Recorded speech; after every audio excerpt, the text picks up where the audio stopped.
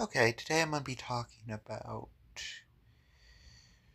Chael Sonnen's video, You Don't Care About Fighters. Honestly, I kind of agree a little bit, but there's points that kind of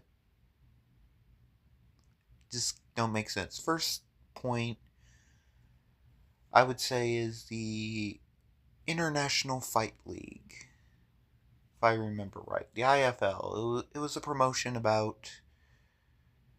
starting about like 2006, about 20 years ago.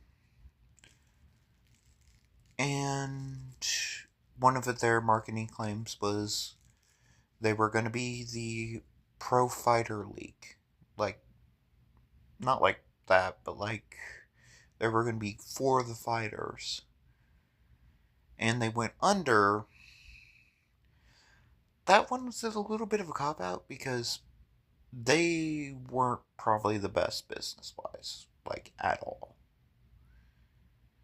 For one, they tried to turn MMA into a team sport, like straight up.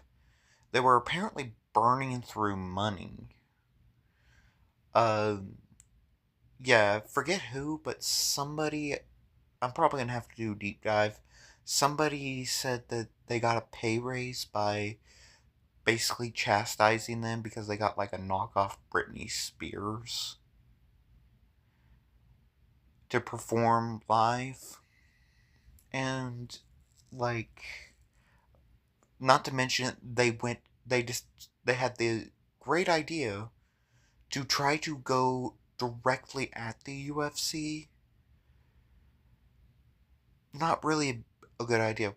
Let me explain. Because usually you just need to crescendo up if you're going to build a fight promotion or pretty much anything.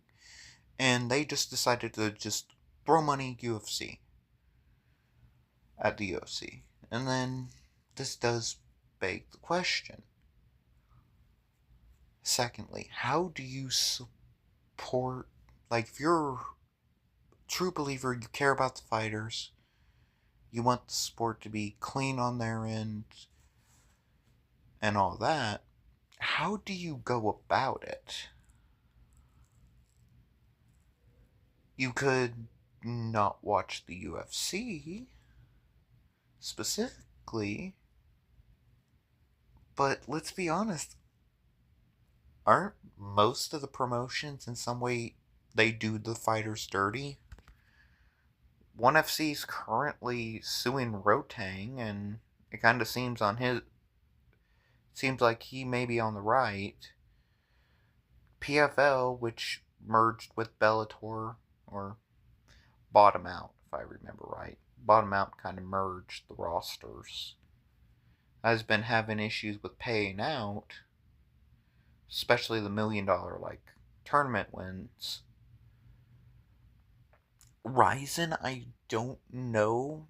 Somebody will have to correct me if they, because yeah, I I don't know. Maybe Ryzen might be the clean promotion on this end, but yeah, like, what do you do? I mean, you could do the GoFundMe thing, start donating on GoFundMe, but isn't that kind of just exasperating the problem?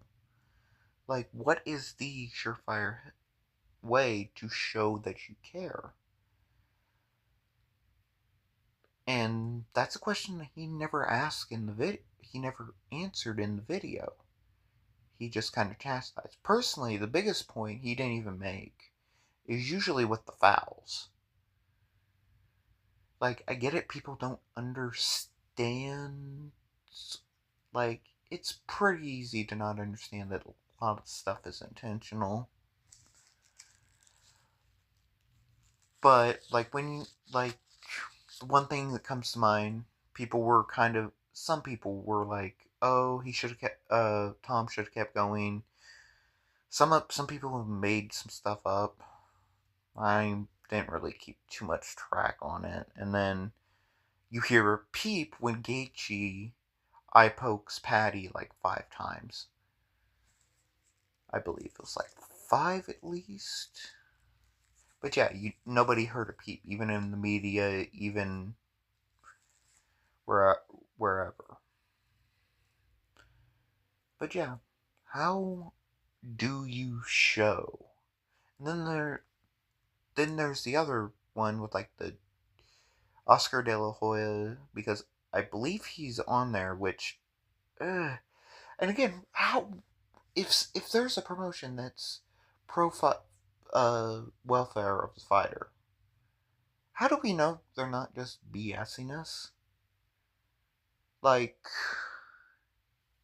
let's be honest, we can probably find lines from Dana White and the UFC about being pro fighter welfare and then turning sideways. I mean, it's happened so many times, probably.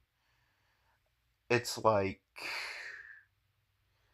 And again, there's also the kind of two-way, because they could get rid of one problem facing the fighter, but go hard on something else like fouling, pay,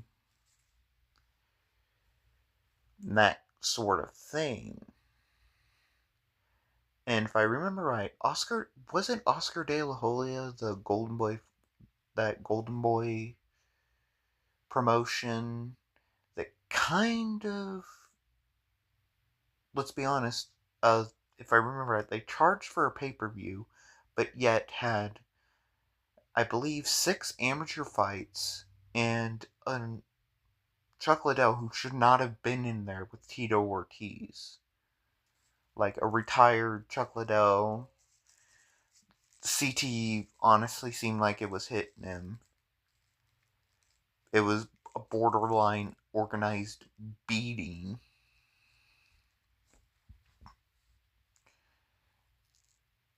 And are we supposed to take him seriously on fighter welfare? I don't know. It's just a shady sort of subject. What do you guys think? Signing off.